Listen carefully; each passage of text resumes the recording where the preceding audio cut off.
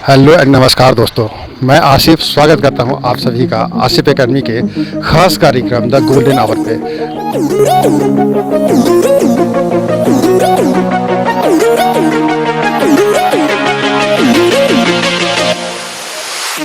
जैसा कि आप लोगों को पता है कि हम लोग हमारी टीम नए नए टैलेंट को खोजने का काम करते हैं और आप लोगों के लिए प्रस्तुत करने का काम करते हैं, आप लोगों के सामने प्रेजेंट करने का काम करते हैं। इसी कड़ी पे आज हम जिस शख्स से मिलवाने वाले हैं वो उनकी कहानी ही बहुत ही अजीब है, बहुत ही अलग है, बहुत ही अनोखी है। आप जानते हैं कि कोरोना के टाइम में जो पिछले साल से जो लगी है लॉकडाउन की वजह से लोग जहाँ कुछ युवा हताश हुए, निराश हुए और काफ़ी लोगों की नौकरियां छूट गई, काफ़ी लोग पढ़ाई वढ़ाई छूट गई सारे लोगों की, सारे छात्रों की। तो उसी ओर मयंक शेखर जी नाम के जो युवा कवि आप लोगों के सामने अभी प्रस्तुत होंगे, वो एक मिसाल के तौर पे आप लोगों के सामने दिखने वाले हैं। एक्चुअली बात ये है कि पिछले साल ही इन्होंने साहित्य के क्षेत्र में अपना योगदान देने का निर्णय किया। तो घर बैठे बैठे वो क्या करते हैं, पढ़ाई वगैरह उनकी कॉलेज वगैरह बंद हो चुकी थी, तो इस दौरान उन्होंने निर्णय लिया कि साहित्य के क्षेत्र में कुछ किया जाए और उन्होंने अपने कलम की ताकत को दिखाने की कोशिश की। और आज उन्होंने अब तक रेडियो में प्रोग्राम दिए और ऑनलाइन जो भी कंपटीशन वगैरह हो रहे हैं उन्होंने उसमें भी भाग लिया और उन साहित्य के फील्ड में एक और कदम उन्होंने उठाए। वो बधाई के पात्र है कि वो एक लेखक भी बन चुके हैं।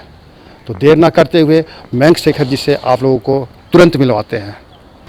तो आइए दर्शकों, मिलते हैं मयंक शेखर जी से और उन्हीं की जुबानी जानते हैं कि उनका सफ़र ये पिछले एक सालों से उन्होंने क्या क्या किया, साहित्य के क्षेत्र में वो क्या करने वाले हैं और क्या कर रहे हैं। तो स्वागत है मयंक जी आपका आसिफ एकेडमी के द गोल्डन आवर प्रोग्राम पे। बहुत बहुत धन्यवाद आसिफ जी, मुझे अपने चैनल पर आमंत्रित करने के लिए। मैं एक बात कहना चाहूँगा कि मैं भी इतना अभी काबिल नहीं हूँ कि मेरा कोई इंटरव्यू ले, परंतु मैं आपकी सोच के लिए बहुत बहुत धन्यवाद देना चाहूँगा कि मेरे सफ़र को देखते हुए बहुत लोग प्रेरित हों। तो आपने मुझे इस काबिल समझा, इसके लिए मैं आपका बहुत बहुत आभारी हूँ। नहीं मयंक जी, एक्चुअली ऐसा है कि आप उस काबिल हैं, तभी मैंने आपको इन्वाइट किया है और हमारे दर्शक भी आपसे बहुत सारी प्रेरणा लेंगे।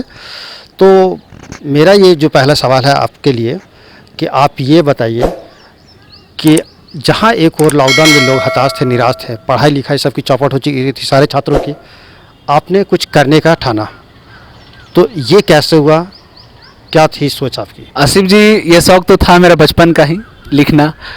पर जब लॉकडाउन लगा तो मुझे लगा कि इससे अच्छा अवसर कहीं नहीं मिल सकता है, क्योंकि न कहीं बाहर जाना था, खुद को पहचानने का एक अवसर मिला और इससे बढ़िया अवसर नहीं हो सकता था, जो कि मेरे मानसिक दबाव को भी काफ़ी कम कर रहा था उस समय।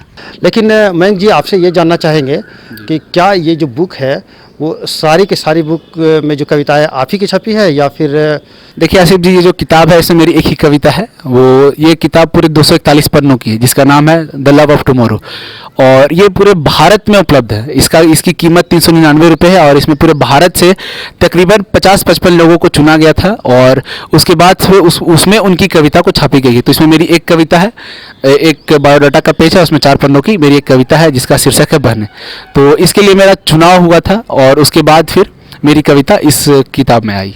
बहुत ही हम लोग भी लकी है कि आपके जैसे मतलब जो कम समय में इतनी अच्छी उपलब्धियां पाते जा रहे हैं। आपने रेडियो में आपका प्रसारण हुआ, आप हजारीबाग कॉमेडियन से जुड़े हुए हैं और काफ़ी अच्छे अच्छे लोग भी वहाँ पे जुड़े हुए हैं और मैं भी जुड़ा हुआ हूँ।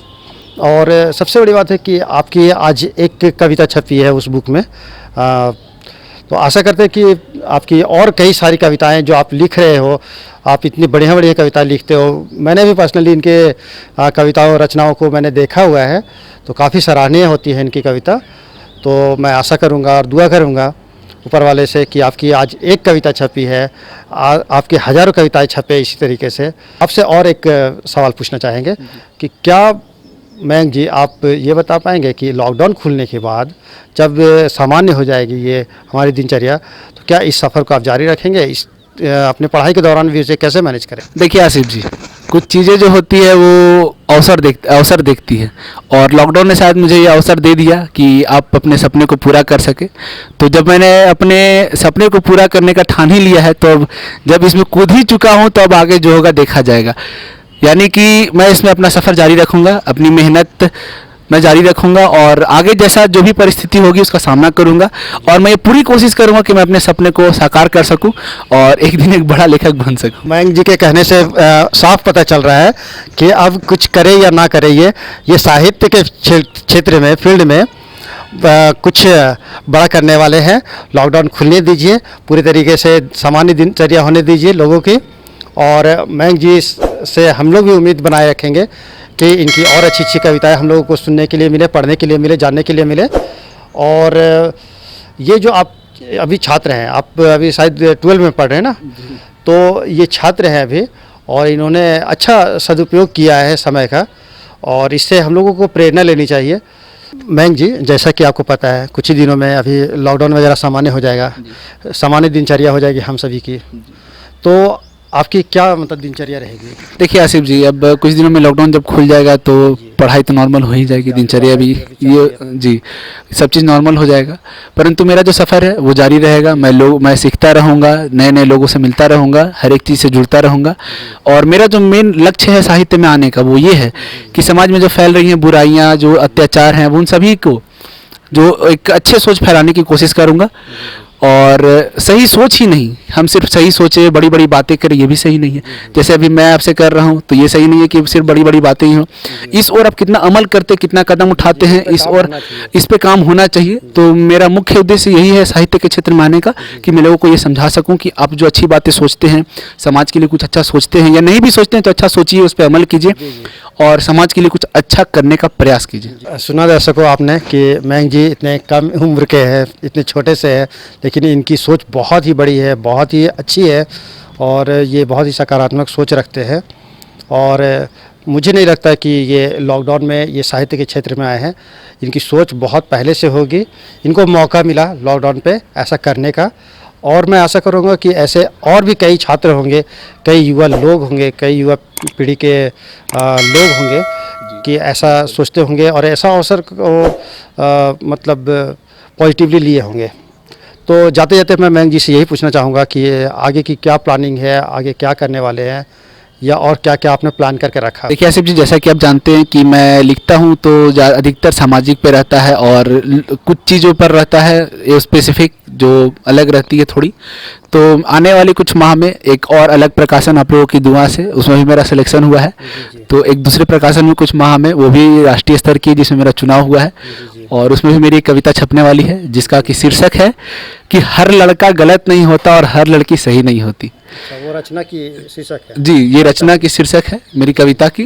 थोड़ी लंबी जरूर है लेकिन इसमें मैंने दोनों पहलुओं पर काम किया है, क्योंकि सही बात है, समाज को में हमें दोनों तरफ पहलुओं को देखना पड़ता है ना, क्योंकि हर लोग सही नहीं होते ना। अगर आप सिर्फ लड़के को सही लेंगे और लड़की को गलत लेंगे तो भी सही नहीं है, अगर आप सिर्फ लड़की को सही लेंगे लड़के को गलत लेंगे तो भी सही नहीं है।